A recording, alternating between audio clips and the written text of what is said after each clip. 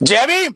साथियों, उत्तर प्रदेश के जनपद मेरठ से दिल को दहला देने वाली घटना सामने आई है, जहां एक दलित बेटी अपनी मां के साथ खेत पर जा रही थी और कुछ है सामाजिक तत्वों के द्वारा उस बेटी का रास्ता रोका गया, जबरन उसको अगवा करने का प्रयास किया। और जब मां के द्वारा विरोध किया गया, उसको रोका गया, तो उन हरामखोरों के द्वारा उस मां का फरसे से सर फाड़ दिया गया और साथियों इलाज के दौरान उस मां की मृत्यु हो गई। और आज अभी तक 24 घंटे से ज्यादा बीत चुके हैं, मां की डेड बॉडी घर पड़ी हुई है, लेकिन उस लापता बेटी का कुछ भी अता पता नहीं है। पुलिस ना अपराधियों को पकड़ पाई है, ना पुलिस उस बेटी की कोई खोजबीन कर पाई है। और अभी भी पुलिस 36 घंटे का 48 घंटे का समय मांग रही है।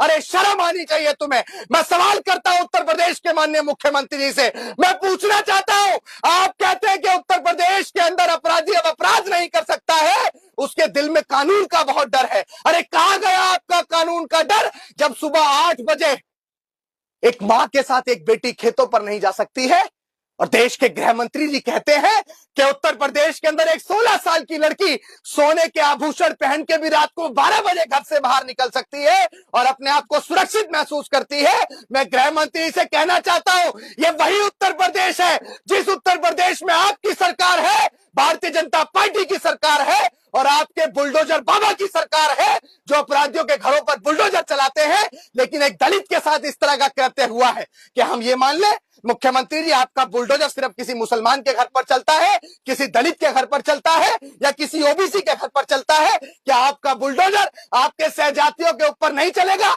लेकिन मुख्यमंत्री जी, मैं आपसे कहना चाहता हूं कि अपराधियों की कोई जाति नहीं होती है, अपराधियों का संरक्षण नहीं करना चाहिए। अगर अभी तक उनके घर पर बुलडोजर नहीं चला है, अभी तक पुलिस उन्हें नहीं ढूंढ पाई है, अभी तक उनका एनकाउंटर नहीं हुआ है, तो हम ये मानते हैं कि अपराधियों को सत्ता का संरक्षण प्राप्त है। मुख्यमंत्री जी की सहजातीय के द्वारा अगर इस तरह का कृत्य किया गया है, तो क्यों बुलडोजर नहीं चलना चाहिए उनके घरों पर? क्या इससे बुरा कोई कांड हो सकता है कि एक मां के सामने उसकी बेटी को अगवा करने का प्रयास किया गया, मां का फरसे से सर फाड़ दिया गया, 24 घंटे से ज्यादा का समय बीत चुका है, मां की इलाज के दौरान मौत हो गई है, बेटी का अता पता नहीं है, और कितना शोषण करवाओगे उत्तर प्रदेश के मुख्यमंत्री जी? इन अपराधियों को चाहे बिल में से ढूंढ के लाओ। अगर सुबह 10 बजे तक, 10 जनवरी सुबह 10 बजे तक इन हरामखोरों की गिरफ्तारी सुनिश्चित नहीं की जाती है, तो हम पूरी मजबूती से मेरठ की ओर कूच करेंगे। भारत का संविधान हमें अधिकार देता है, सुबह 10 बजे का टाइम प्रशासन का और 10 बजे के बाद का टाइम हमारा। संवैधानिक दायरे में हम आपको बताएंगे कि हम अपना शोषण नहीं सहेंगे।